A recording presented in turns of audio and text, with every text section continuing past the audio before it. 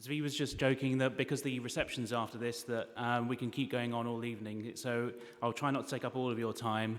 And I know that when the video runs out, that I've actually run out of time and I'll get hauled off the stage. So just wanted to first thank everybody for being here. So Proversity has been a keen member of the Open edX community since 2014. We were one of the first companies out of the US to really fully embrace the Open edX protocol.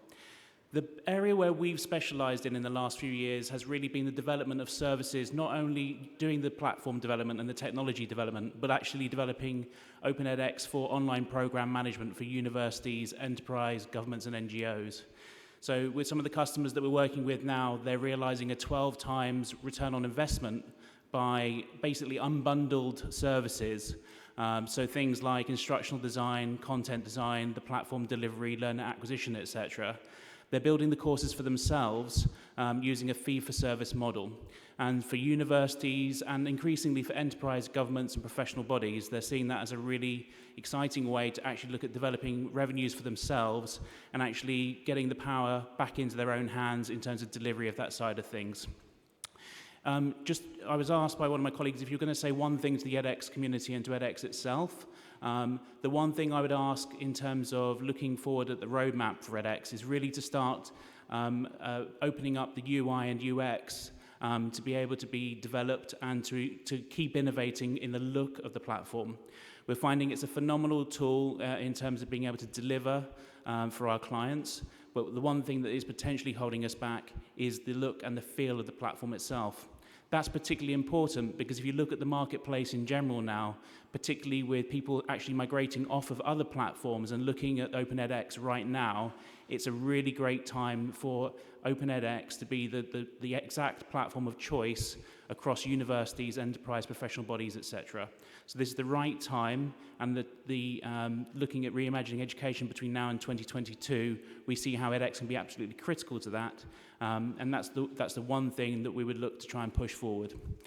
With that, I thank you ever so much for your time. We are in the hall downstairs. If you have any questions on content production, instructional design, or the technology side of things, or you're interested in looking at extending your services, then give us a shout. Thank you very much.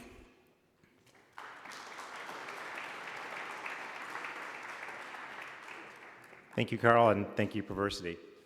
Okay, with that, one other housekeeping item. So some of you have been asking me, where are we going to host Open edX 2019?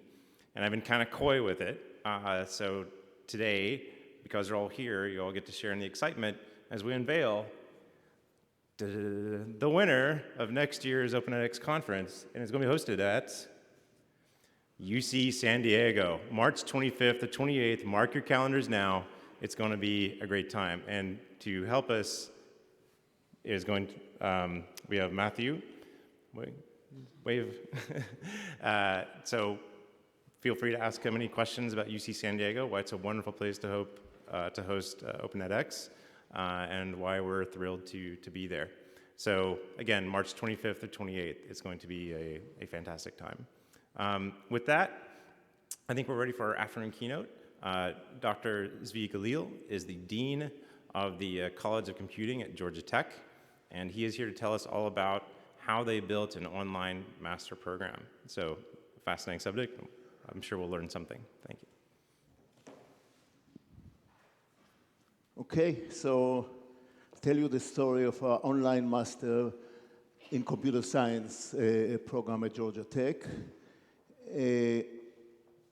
We call it OMSCS. OMSCS is Online Master of Science in Computer Science. The name reveals nothing. Distance learning existed from the 60s of the last century and then went online when the internet came about in the 90s. So nothing new in the name. It's collaboration among Georgia Tech, Udacity provided the platform, and AT&T. We'll see their role later. Announced in May 13, started in January 2014, so the baby is not a baby anymore. He's almost 4.5. Our motto is accessibility through affordability and technology. And our master program has 3 or 4 unique features. The first one is the price. The entire master degree costs $6,600. And you don't pay at once, you pay per course. And the typical master in public university is $40,000. In private university can exceed $70,000. So that's the first unique feature, caused some kind of an earthquake when it was announced. Second one is the world's only accredited MOOC-based degree in computer science. That might change. Coursera announced that it's creating 2 new ones, and I think Anand mentioned that also edX might have one. But we shall see. For now, it's the only one, and it's growing. Where are we now? So far, 1,234 students graduated. Enrollment in the last term was 63, 65.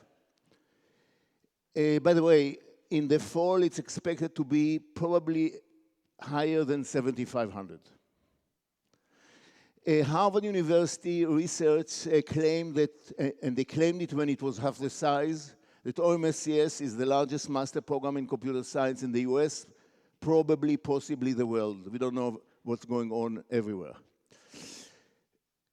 Domestic international is slowly shifting. Right now, 30% international. So it's mostly domestic. American citizens or American permanent residents. So now it's 70% domestic. When we started, it was 87% domestic. We'll get to it a bit later also. Question number 1, why are we doing it? So about 20 reasons. Reason number 1, Georgia Tech motto is progress and service. We believe it's progress and it's service.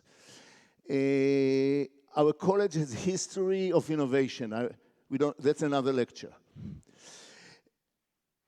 MS and CS are the natural places to start. Of course, PhD, actually OMSCS students that want us to have online PhD, but we don't. So PhD, you need the presence, so at least most of the time. Undergraduates, certainly not to start with undergraduates. And master degree, kind of in the middle.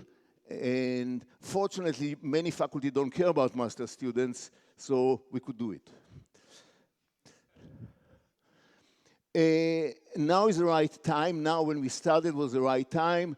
Georgia Tech was in the 2nd generation of the MOOC revolution, with Coursera, So there was a 0 generation. It was Stanford, and then there were 4 other universities, and then Georgia Tech was a quick joiner.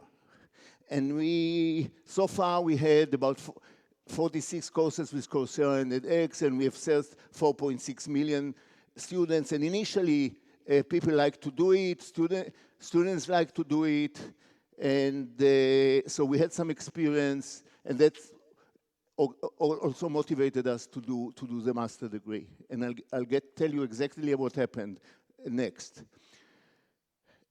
That's a big reason. Students want credentials. The problem is the MOOC, the large masses in the MOOCs don't get any credential. And that causes that many of them drop, single-digit survival. The minor difficulty in their life, they drop. Actually, many of them even don't start, So you hear, the MOOC had 150,000 students. The first class already had less than 70,000. Nobody downloaded the first class. So once they pay, they usually participate. And they want degrees. So there was Sir Daniel, who was the vice chancellor, which is actually a president of the Open University in London, which, by the way, I think is the largest university. He gave a lecture on MOOCs a few years ago, and he basically said the following, that MOOCs without credentials is a second-class education to the unwashed masses. I wouldn't go that far, but that's what he said. But people really want credentials, especially degrees. largest pool of prospective students, non-traditional, and actually many of our students are non-traditional, we'll see. Redefining learning experience. So usually the naysayers, or all of them say, oh, online, not face-to-face, cannot be good, they don't know what they're talking about, okay? And in some respect, even, these courses, our courses are superior to the face-to-face classes, you will see. Not in all respects. You know, if you have a small class of 30 students, of course, it's much better to be in the same room. But in many of the courses in the hot areas, and computer science is extremely hot, as you will see, there are classes of 300 students. Face-to-face means nothing. Address shortage in computing professionals. You'll see it is acute. A new pipeline for PhD students. We already have 2 or 3 PhD students that came from OMSCS. You see, in the usual application mode, we always lose to MIT, Berkeley, all those ranked higher than us, because most of the Chinese and Indians, they just look on the ranking and get to the highest ranked program that they can. But here you can find gems, people that even didn't plan to do masters, and you find some fantastic people, okay? And it already happened, very small number of times, but it happens and it's wonderful. So why are we doing it? Because we can and we should. So how did we get to $6,600? The price should match the cost to achieve scale. The goal was, of course, first and foremost, not to make money, but to increase access. We were fortunate that AT&T gave us $2 million. That helped us get started right away, because you guys are involved with MOOCs, and you know that MOOCs are expensive. So in the beginning, MOOCs actually cost something of the order of $300K. It's now the kind of MOOCs we do. And it's now under 200, 170 or something. So it's very expensive. So with the $2 million, we could get started, and then by getting more and more students, they would pay for growing the program. And it worked. And fixed costs don't scale. So making the course is very expensive. We usually don't remake them, and changing them, tweaking them, very inexpensive. And every once in a while, we redo a course. And we redid 2 of our 30 courses. We did them from scratch again. But how did it really start? So if you remember, 2012 was declared by the New York Times as the year of the MOOC. And in early September of 2012, Sebastian Tran, the founder of and CEO of Udacity, came to visit me, and he said to me, Tzvi, let's do a master program for $1,000. And I'm pretty good with numbers, especially with a dollar sign. And I told him 1,000 won't do it, maybe 4. Eventually, our administration correctly pushed a bit higher because, you know, to play it safe. But remember, 2012, the year of the MOOCs. MOOCs were free. Everything was free. Nobody thought about money. We still don't think about money, but then everybody did it for free, all these MOOCs, you know, and it looked like it will be like that forever. Of course, it's not sustainable. So efficiency of execution, so we learn how to do these courses cheaper, but still they're not cheap, okay? So Sebastian came to visit me. He said, let's do it. The question is how to do it. And that's the big questions that I'm asked again and again. How did you do it? You know, because I need the faculty. You know, I'm only the dean. I cannot tell the faculty tomorrow you do X. Except for 2 non-tenured faculty, they will laugh me out of the room, okay? So how did we do it? We created a working group, no administrators. I didn't participate. The leadership, we didn't participate. We didn't intervene. I told them, if you don't want to do it, we will not do it. but I cheated a little bit. And I created a committee from people that liked MOOCs. Actually, initially, they even didn't want anybody to be paid, but I don't believe in free work. So if you ask me later, I can tell you who is paid what.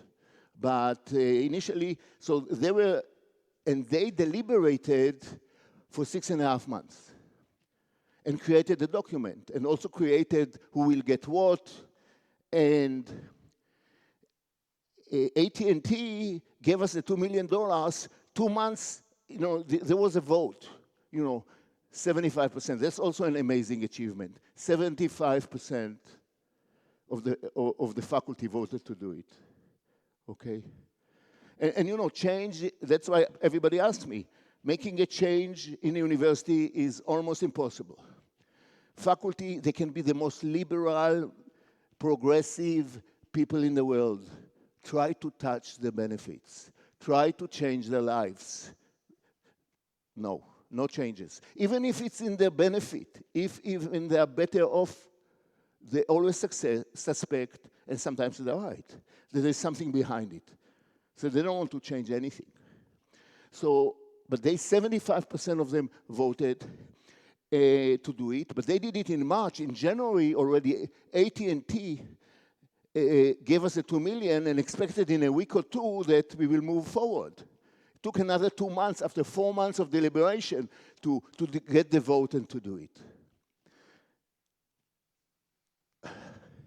3 main concerns: quality, quality, quality. Quality of the program, quality of the students, quality of the tests. Actually, the basic decision was to have the exact same quality of the on-campus course. And in fact, the diploma doesn't mention online. It's a master degree, master program, and justifiably so. Oh, I pressed something wrong. Oh.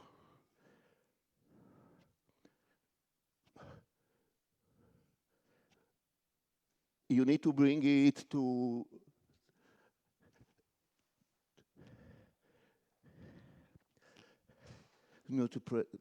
to press the display.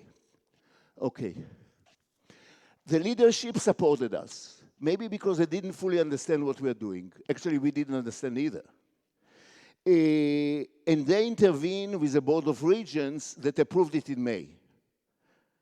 And then in another 6 months, we announced it in May after the vote. And then in 8 months, we created the first 5 courses and started going.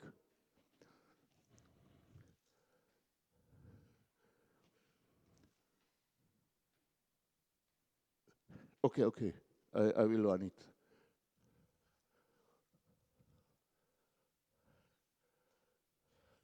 So I give you some current numbers. That's totals. Applications so far, we passed the 20,000 mark. That's total. Admission rate, 60%. That's the third unique feature. People will hear 60% admission rate? Are you crazy? Universities are ranked, admission process should be called rejection process. Stanford University accepts 6% of the students. 30 or 40 other percent are as good and some of them better.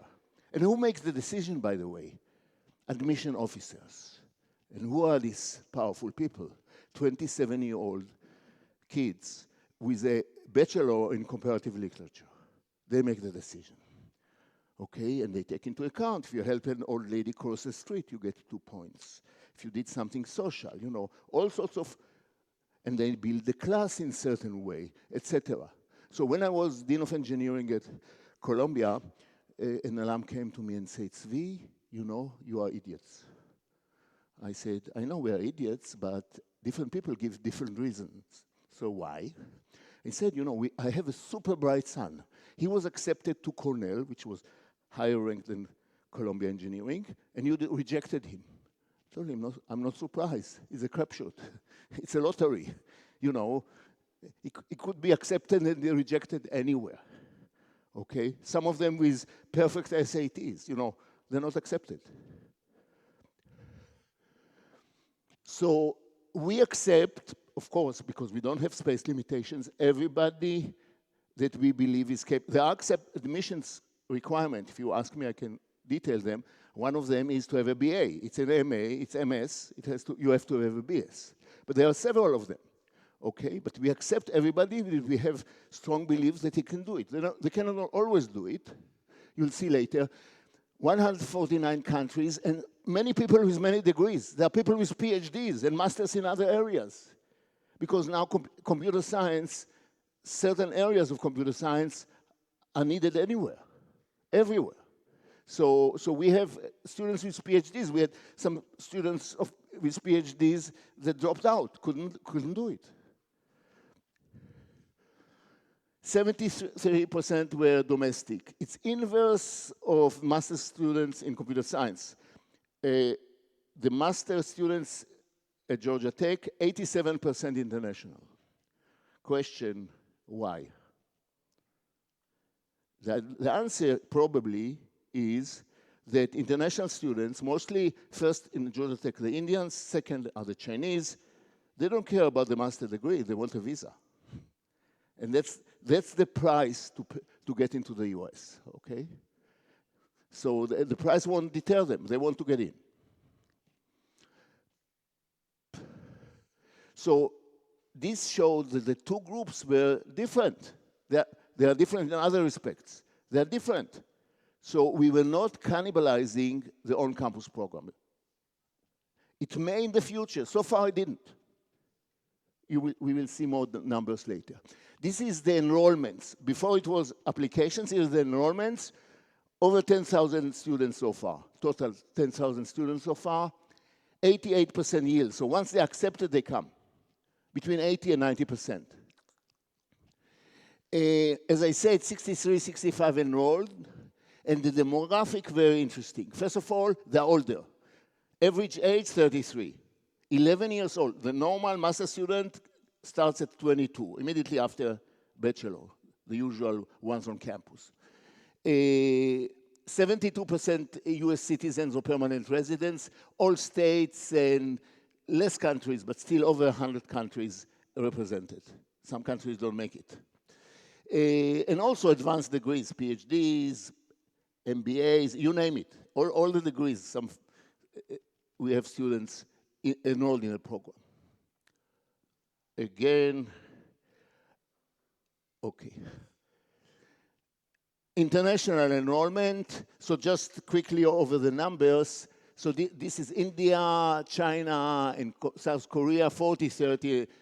And in OMSCS, it's India, but much smaller percentages. China, and God bless Canada. Retention per semester, what does it mean? They start the course. As you see, what happened is 14% dropped during the course. They dropped the course. But then 9% of them came back in the next semester. So the real loss was 5%. It's not clear that it's the real loss because we look at the next semester, but some of them might have skipped the next semester. So, but it's very few of them. So the loss is 5%, and I won't go over it again. We did the experiment with another semester again. Between 15 and 20 drop, and you know, it's so cheap. You have a problem in the family, you have a problem in your job. You see that you're not doing well, so you drop. And so you paid one course, okay? Retention per year, so we have already several years, so we looked at the first 2 years. The first cohort was 380, but the first year, 2014, we had 1388, 33% graduated, 23 still in the program, so 44 dropped, or skipped this semester. And similar to 2015, 43% dropped. So survival rate is nearly 60%.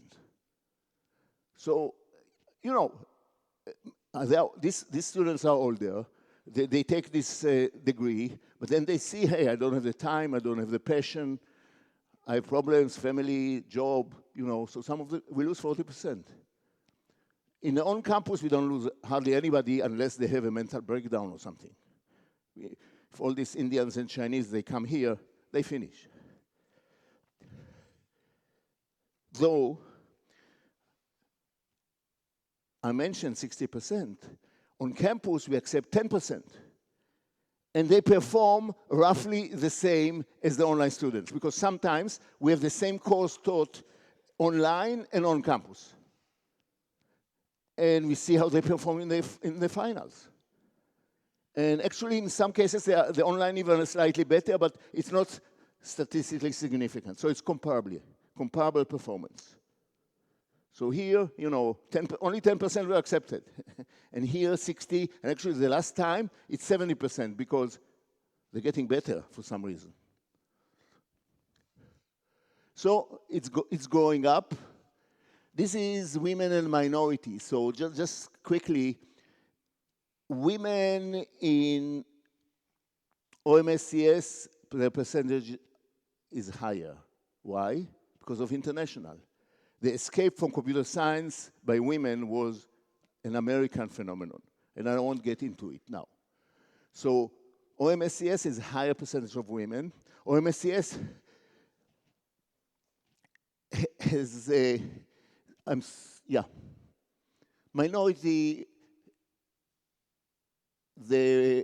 minorities are higher also in OMSCS possibly because minorities in general are less capable economically.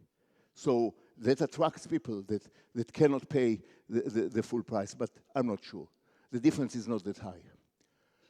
So these are the 30 courses that we have done. 2 of them we already did, 3 of them in machine learning. I have no time to I never get into the details. We have 30 courses. We have a few more that we want to make, just very few, like deep learning, like blockchain, like a couple more courses in cybersecurity. But basically, we are done. I'll show you a video of 1 or 2 minutes, and then I'll tell you what you have seen.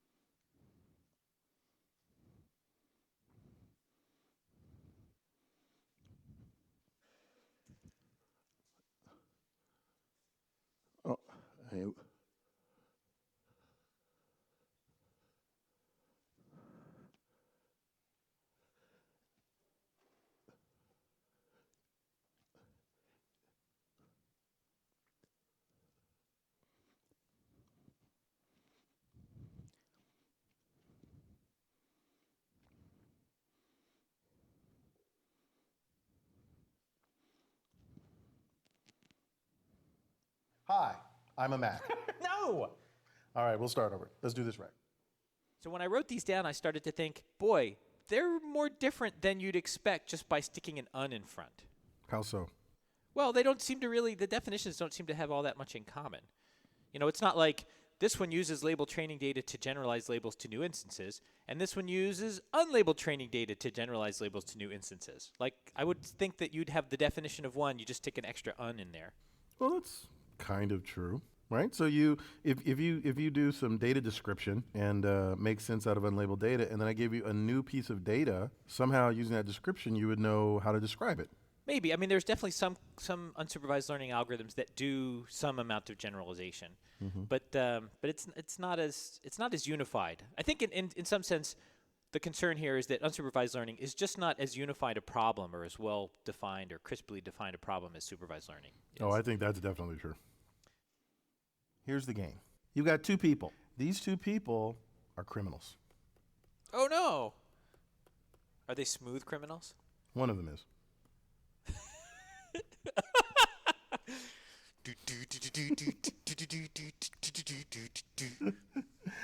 You're terrible. Okay, so This is Charles Isbell.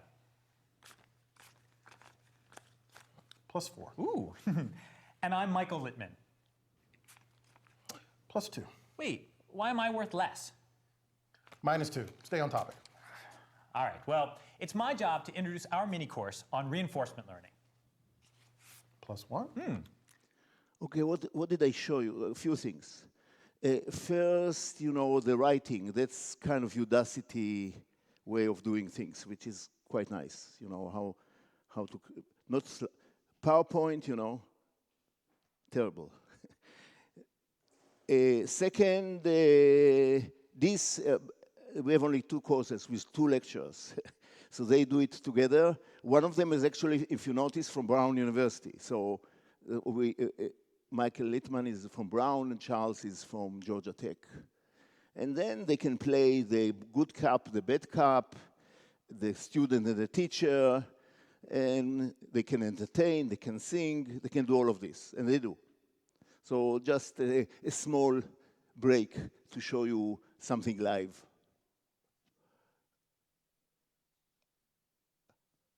Okay, this is the 4th unique or special thing about our program, the incredible amount of use of social networks, okay? So for example, in Google+, there are more participants than students. I don't know who are the others. Maybe potential students, maybe dropouts, I don't know. There are more, and of course Facebook, and there are 66 groups on Google+, self-generated by the students. So it's incredible. So there is a community, which is wonderful. That's one of the things that is missing if it's not face-to-face. But they created a community, or several communities. So for example, this husband and wife. And by the way, T-shirts, edX, listen.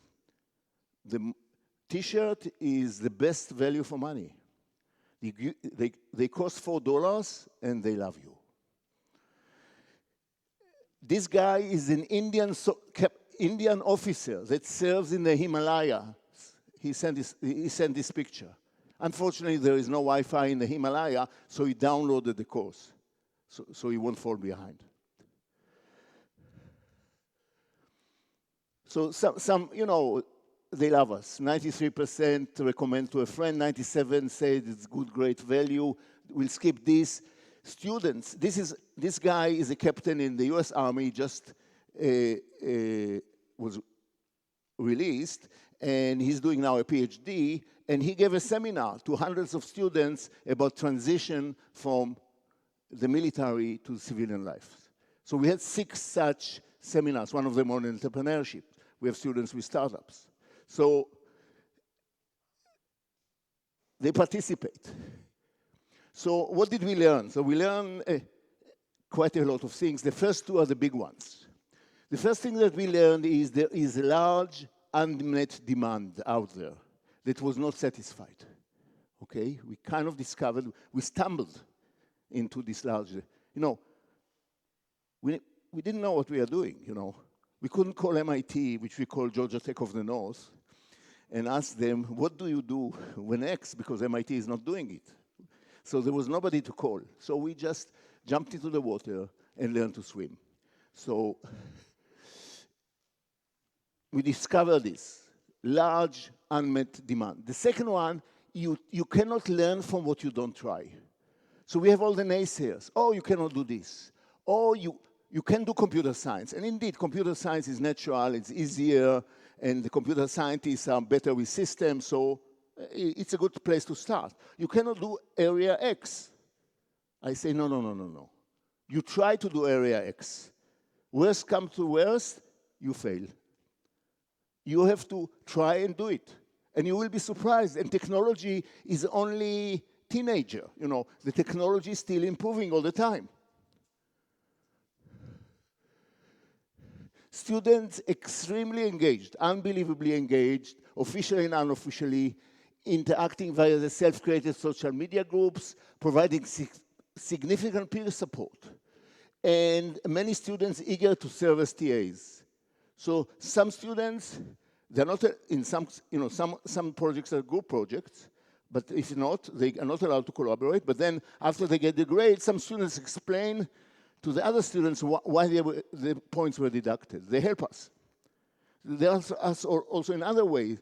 So when there is an article in some blog or in some online publication and there are all these comments, they try to denigrate us. Guess we don't answer them. The students answer them. They blast them. They don't know what they're talking about. The quality is hard. The courses are hard. Very, very hard work. And, you know, I gave 2 lectures in Paris and Toulouse last week. In one of them in Paris came a student. And they asked him, how many hours you spend on one course every week? 20. Between 20 and 30 hours. It's hard. I mentioned TAs. That's an unbelievable phenomenon. When we started, that was my biggest worry. How shall we get, if it scales, if it grows, we need TAs. On campus, we have a TA for every 25 students. Online, we have a TA for every 40 students. Where will we get the TAs? Especially that on campus also, enrollment is exploding. So CS is now hot. We need many, many TAs for on campus. Where will we get it? So then 2 days later, I found a possible solution. And I said, we'll get TAs from the program. If somebody performs well, you know, some of us use undergraduate TAs. You know, they take the course, and they're fantastic, and do well, and we use them as TAs. So from the program. But then I woke up sweating in the middle of the next night, and I said, you're an idiot. Why would they do it? These people have jobs, they have families. They get real salary, and here you are paid by the hour. It's kind of ridiculous. But they surprised me. They do it. They love to do it. They love to give back. And more amazingly, some students, before they graduate, they say, hey, can I TA also after I graduate? So we have over 100 TAs from the program. About 20 of them already graduated. They claim they also learn a lot from all this interaction. So this interaction on social media, the kids nowadays, they were born with Facebook. They were born with social media. But they don't use it for classes. They don't use it for education. Here they use it a lot. Of course, they need it less because they are face-to-face. They can discuss things, but no. So here somebody has a question. 10 minutes later, somebody else answers. Half an hour later, somebody says, you don't know what you're talking about, and so forth. Of course, there are also office hours, and sometimes the TA intervene, or even the professor sometimes. We also need to learn that they need a better program guidance. We must develop online advising process and to set expectations. So that's always good, to set the expectations. And the degree program is not the courses. It's also the community, and they created the community. So more or less, not difficult to create. Creating product that is good, a good course, no problem. Was never a problem. You know, there are some superb teachers, and there's some very good teachers, and there's some lousy teachers. The lousy teachers we don't take for the program. But they do a really good job. Scalability, day-to-day kind of advising to ask questions, easy. We have one advisor for every 1,500 students. Why? Students themselves help one another. You know, when is the exam? When is the deadline? All this, all these questions. That's easy. Intentional grading, that's a challenge. Here we need them. Some automatic grading exists, and you'll see in a few minutes an example. But usually you need real graders because you want also partial credit. I don't know of an AI program that can give partial credit. You got the wrong answer, but you did everything right, or something like that. I'm not sure that maybe your company will do it. So intentional advising, the more serious advising, you need people. Technology is good, but not perfect, but it's improving all the time. Especially for community support, for test taking, and for projects. We learned that course discussions are not just possible, they're frequent. They have a lot of it. So here is a story of a TA that was a bot or a program, AITA. Her name was Jill Watson because she was named after Watson, the computer that IBM built, the program that beat the 2 world champions in Jeopardy, you know. So, but Watson does many other things. So there was this program there was a TA, Jill, and she was in an AI course. And we anticipated 40%, but it went up. She answered many, many questions correctly. And 2 funny things happened at the end of the course. One of the students nominated her for the best TA award. Another was that another student offered to date her. On the other hand, somewhere in the middle of the course, one of the students wrote in the discussions, you know, Jill, I don't think she's human. She has no feeling. Something is wrong here. But then 2 people answered, what about the other TAs? There were more than 100 news stories all over the world about Jill. Online students have control. Forum-based classroom puts students in the driver's seat. Some of them well qualified. You know, some of them are computer professionals. One of them will say, hey, what the TA said doesn't make sense, doesn't work in practice. They can do it. You know, so classes are richer than on campus, because you have all these mini experts all over the place that participate. And that also improves the class. And there are 2 anecdotes. We have a course in educational technology. It has teachers in it. We have a course in health informatics. It includes physicians. And they participate. So Harvard did a study about us, 2 Harvard researchers and a Georgia Tech researcher. First of all, they discovered what I said already, the vast majority of OMSCS students would not pursue advanced degree if not for this program. And that's what they tell me. They thank me and said, without it, I would not do a master's degree in computer science. I had no way, you know. I live far from university, I have a family, I would move, easy. They said that it is the first rigorous evidence that we know of showing online degree program can increase educational attainment. So there was online, but they pay the same tuition that they pay on campus. Actually, they were charged, had a surcharge for technology. So they paid over more than, so as a result, there were not many. In the past, they had many students because the industry was funding them. But industry is not as rich as it used to be, and it's much, much more competitive. And AT&T was broken, and other companies were broken, and there are no monopolies, and they cannot spend this kind of money. They cannot spend, for many students, $60,000 or $70,000. It becomes a big price tag. As I said, it's the largest in the US, and they computed that in a steady state, our program every year will create at least 7% of the master graduates in computer science. And you know, with the new numbers, this number is not 7%, it's 14 to 15%.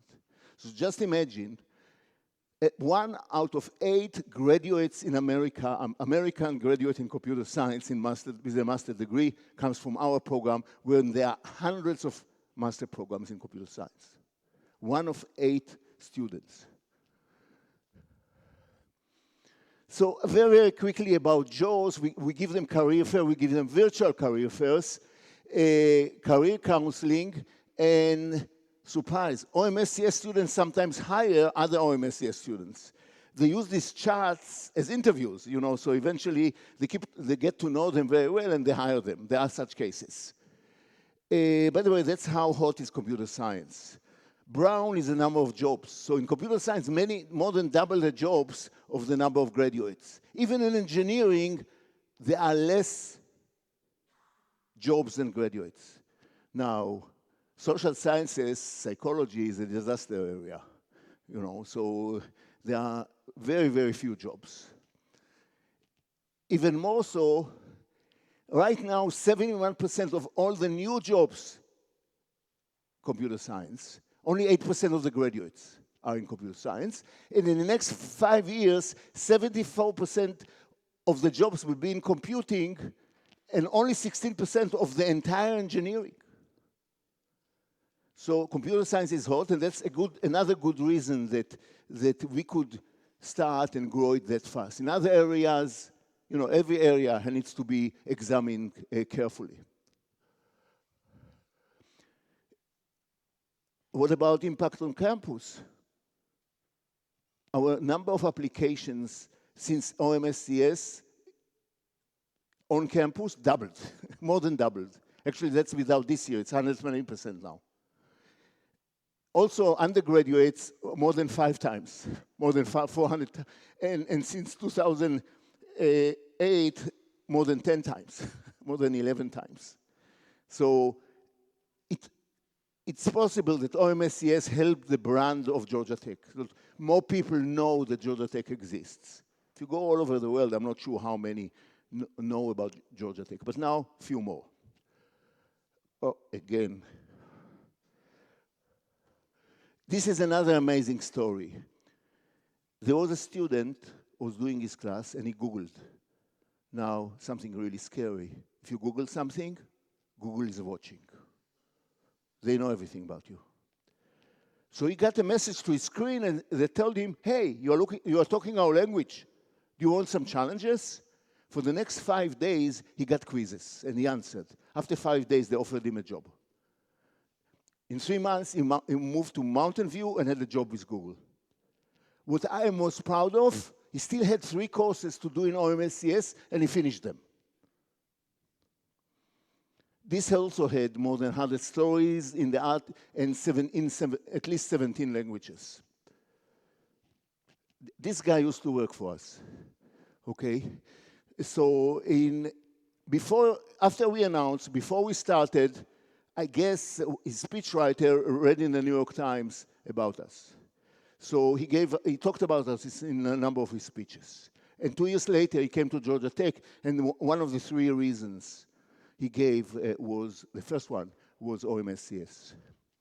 You know, we expected that in January 2017, when he steps down, maybe he'll work for us full time, but just heard that Netflix beat us. So how do you measure success? Courses of high quality, check. Identical online and on-campus assessment, check. Enrollment scales, moderately scales, check. Financial viability, check. This part, we have anecdotal. How does it impact hiring? We don't know. We have anecdotal. There are people that were promoted. There are people that were not in computer science. You know, you don't have to be a computer science student to get into the program. You need to know some programming and to have some basics that you need.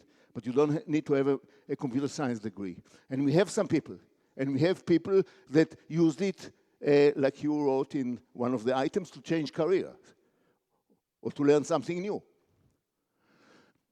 But the Harvard people now are doing a new research about impact on employment. It's a little complicated because many people have employment. And actually, in your slide, some of them actually liked where they are. They actually did not like to change, did it for changing, they just did it for the sake of learning, which is also nice. Followers. So I include also MicroMasters as followers because they enter the credit part, you know. But they're not real followers. The others, there are about 10 followers now. 3 in Illinois. So they are followers. That's also a good sign of success. They are not as low tuition as us, but they are like, we are 1/6 of the tuition. They are less than half. Coursera just announced 5, and among them some CS, but we shall see. I don't think they exist already. And Georgia Tech has another one. That one is edX, is analytics. And also cybersecurity, we hope to start also with edX in January. So Georgia Tech will have 3 such master programs. Okay, we don't know all the answers. We never knew. This is totally uncharted territory. So we learn the answers by doing. Again, we have multiple research projects, including minorities and women, how to increase them, but other areas too. About cheating, if you want, you can ask me about cheating. Everybody's worried about cheating, but there are some good answers about it. So we have multiple research projects, which we actually fund. Overwhelming reaction. This was totally unexpected. Overwhelming reaction. You know, this is talk number 55 that I give, and I have 6 more this year. In 2017, OMSCS had 3 singular achievements. In increasing level of rarity, OMSCS won the national award or prize of UPSEA. UPSEA is University Professional and Continuing Education Association. So he won the national prize. So every year there might be another university. Second is the company is called Fast Company. They publish magazine and they publish on a website every year the list of the most innovative companies in the world. So far there have been 3 universities. You ask me what company? I don't know. But 3 universities were on the list. 2 of them in robotics, and only 1 in education. It's Georgia Tech. That was in 2017. The innovation was OMSCS. And the third one, which I think is even more amazing, is over 1,000 stories in the media. We stopped counting at 1,000. 1 7-minute segment in PBS NewsHour, 9 in the New York Times, 9 in The Economist, 15 in Wall Street Journal, 49 in the combination of Inside Higher Ed and Chronicle of Higher Ed. Unbelievable, unbelievable. Today there was another one. You know, 4.5 years old, you know. In April there were 4 or 5. They keep coming. It's a tremendous opportunity to offer advanced CS training in regions that lack quality options. And always the question of grading, student support and advising. How do you scale? And where is it all going? So we are going with it to undergraduate education. Start, you know. So first of all, not in full. I don't believe in fully online undergraduate education. College has several purposes, 3 or 4, other than the courses, okay? And I won't go through them. You know them, okay? But at least part can be online. And there are several reasons you want to have them online. So we started in spring of 2017, and we've done it already 4 times. Spring, summer, fall, this spring. CS 1301, in short, CS 1, is Introduction to Computing with Python. The teacher was a superb teacher from OMSCS. He also wrote with McGraw-Hill a smart book, adaptive book, which is like MOOC, with quizzes, which test you if you understood the concept before you move on. So it's kind of duplication, but like every textbook for a course. It's a duplication. And for some people, it's very useful. Some people even don't look at it. The first semester, we had only 50. We also had a MOOC version through edX. The 4 credit, in the spring, we had 440 residential students took it online, and 1,000 took the traditional course. That's the total for the 4 semesters. So it's about, now the last semester was 35% from the on-campus students prefer to take it online.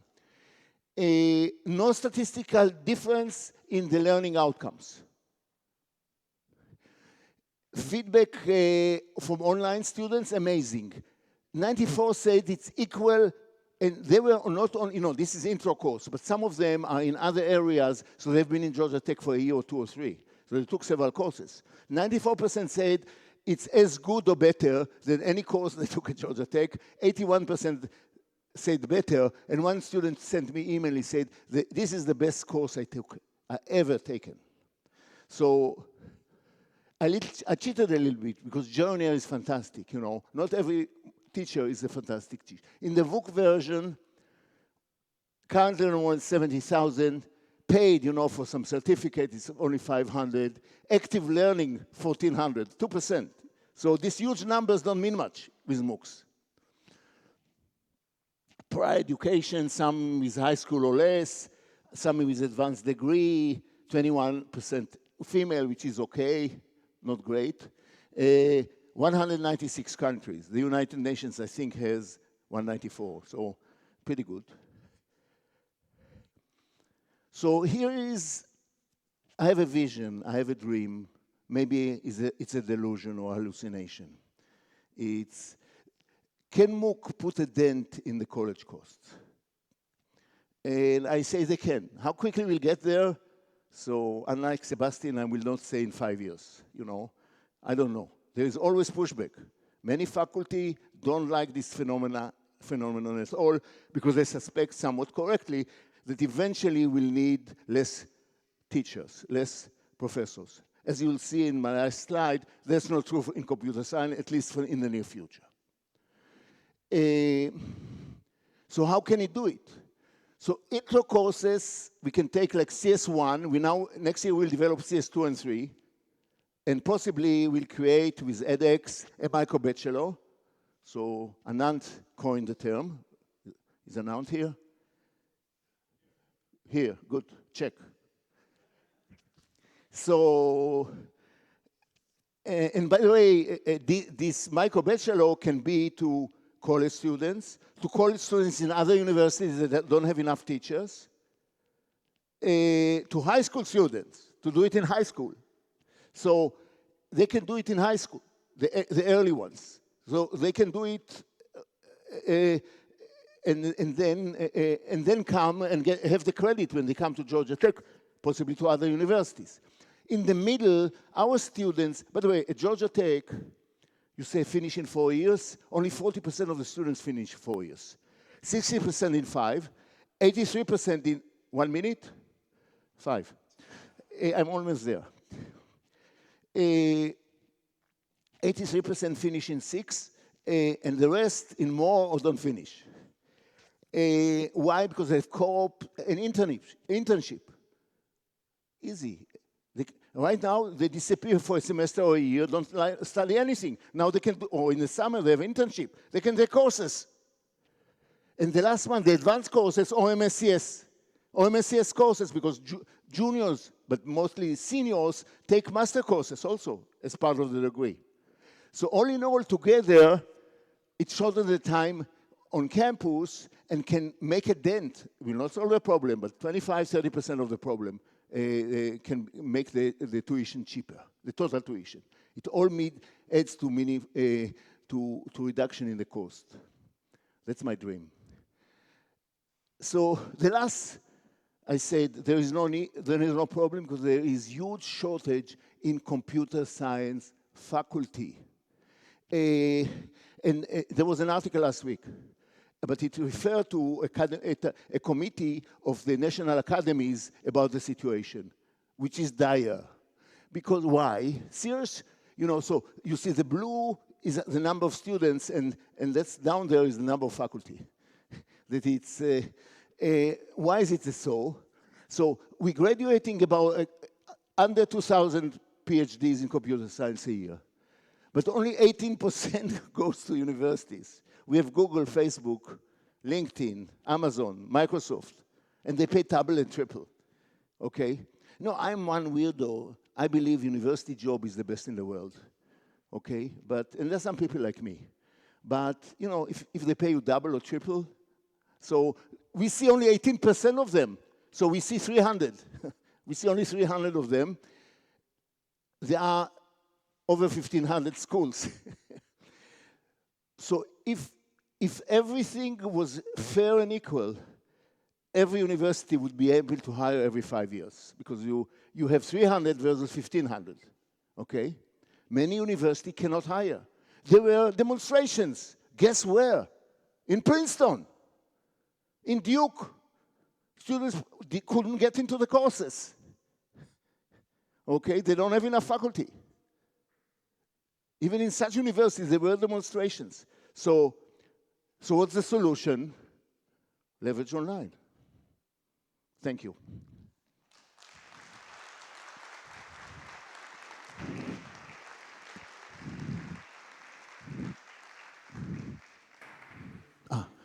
Thank you, Dean Galil. I think we're going to have to take questions like individually. In the reception. In the reception, That's yes. the solution. Corner him. He loves to argue. It'll be perfect. So, but thank you. Thank you, Dean Galil. We have a, yes. Go.